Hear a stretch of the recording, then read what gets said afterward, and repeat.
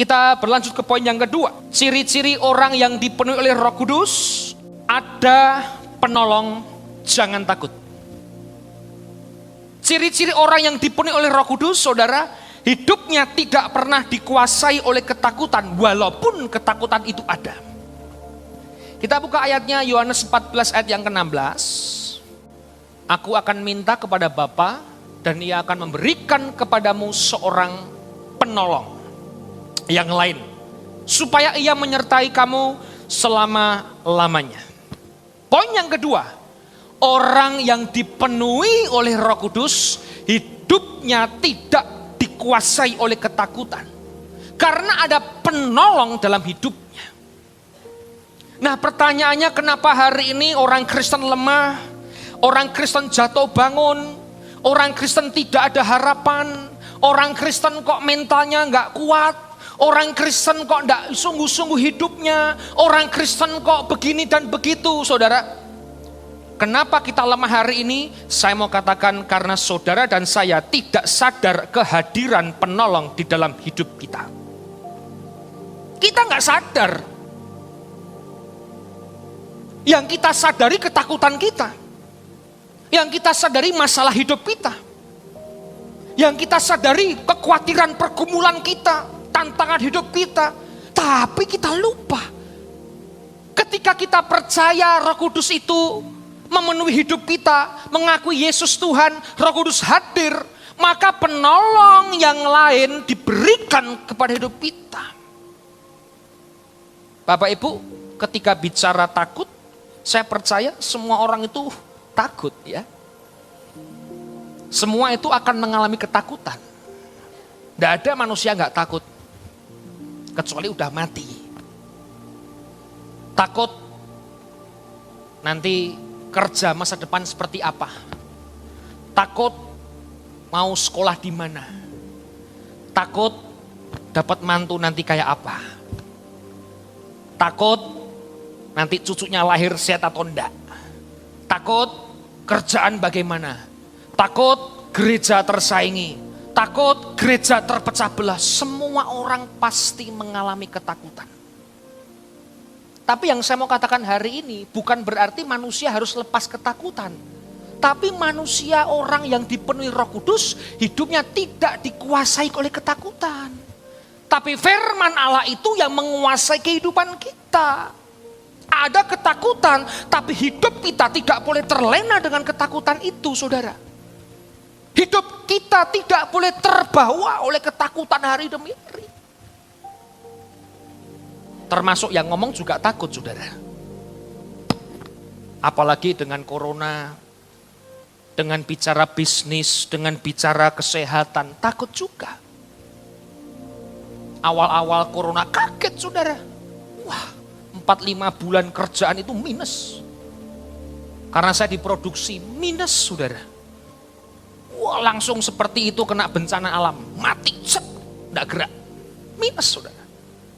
Apakah takut? Takut.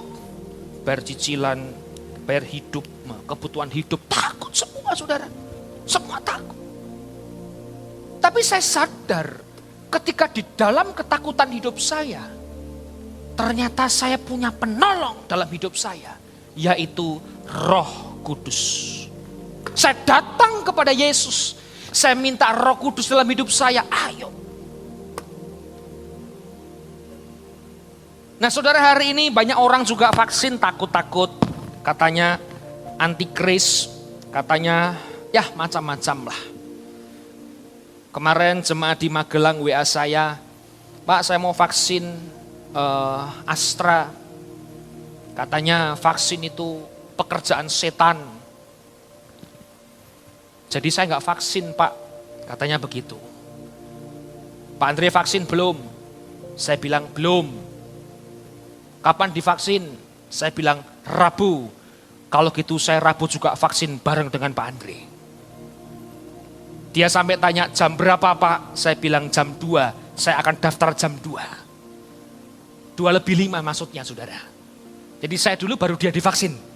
Saya bilang, sudahlah Bu, itu jangan ditakutkan lah. Maju saja, kita juga jaga kesehatan kok. Kita juga perlu vaksin supaya hidup kita ini kan juga sehat. Nah, saya tidak bicara vaksin saudara, tapi saya bicara takutnya itu loh. Jangan dikuasai oleh ketakutan. Hari ini saudara kalau hidup Bapak Ibu dikuasai ketakutan, kita dikuasai kekhawatiran, kita dikuasai yang namanya pergumulan hidup kita, sebenarnya saudara harus memunculkan Roh Kudus dalam hidupmu. Karena ada penolong yang lain. Bahkan di 2 Timotius 1 ayat yang ke-7, apa katanya saudara?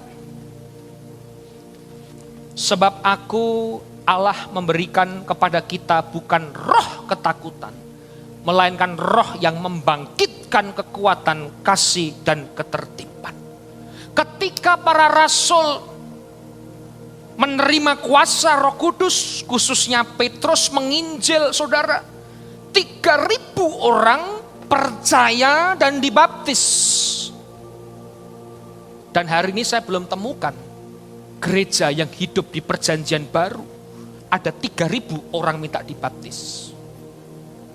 Saya rasa kalau tiba-tiba Bapak Ibu, Pak ada jemaat Surabaya dengan Pak Daeng gembalanya, 3.000 Pak mau dibaptis. Kita bingung di kolam renang mana saudara. Di kolam renang cewek gak cukup. Ya mungkin di kolam renang yang perlombaan di Surabaya itu apa? 3.000 orang, saya belum pernah bertemu dengan gereja sekali baptis 3.000 orang. Perhatikan, Petrus dulu ketika sebelum menerima kuasa Roh Kudus, sebelum penuh dengan Roh Kudus, Petrus kemana ketika Yesus disalib? Menyangkal Yesus, dia berdusta. Petrus kabur, bahkan semua rasul kabur. Siapa yang mengafani Yesus? Nikodemus dan Yusuf Arimatea. Para rasul kabur saudara. Mereka belum penuh dengan Roh Kudus. Tapi ketika mereka penuh dengan Roh Kudus, yang dulu lidahnya menghujat Tuhan, yang lidahnya berbohong, yang lidahnya tidak mengaku. Tapi ketika Roh Kudus turun atas hidupnya, lidahnya berputar 180 derajat, menjadikan saksi-saksi bagi Kristus. Dan mereka semua mati martir. Ketika orang penuh dengan Roh Kudus, maka penolong dalam hidupnya akan dia sadari. Paulus ketika menginjil, dia katakan di dalam Kisah Rasul 20, aku menginjil kepada orang banyak, tidak memandang suka duka, tidak memandang keadaanku, aku bersaksi demi Yesus. Karena Paulus menyadari di dalam hidupnya ada penolong yang sejati. Hari ini saudara, ketika saudara mulai dalam ketakutan, saudara mungkin dihimpit oleh masalah hidupmu, datang kepada Yesus. Datang kepada Yesus. Makanya kerap kali kalau saya itu saudara, dalam segala pergumulan, saya sering putar lagu itu ini. Kalau ku cari damai, hanya ku dapat dalam Yesus. Tak satu pun dapat menghiburku, tak seorang pun dapat menolongku. Hanya Yesus, jawaban hidupku. Tidak ada saudara orang lain yang bisa menolong hidup kita selain daripada Yesus. Tidak ada. Manusia kita andalkan percuma. Mungkin menolong waktu sesaat. Tidak selalu waktu bisa menolong hidup kita. Tapi Roh Kudus pasti akan menolong hidup kita. Karena itu hari ini saudara, ciri-ciri orang yang penuh dengan Roh Kudus, hidupnya tidak dikuasai oleh ketakutan.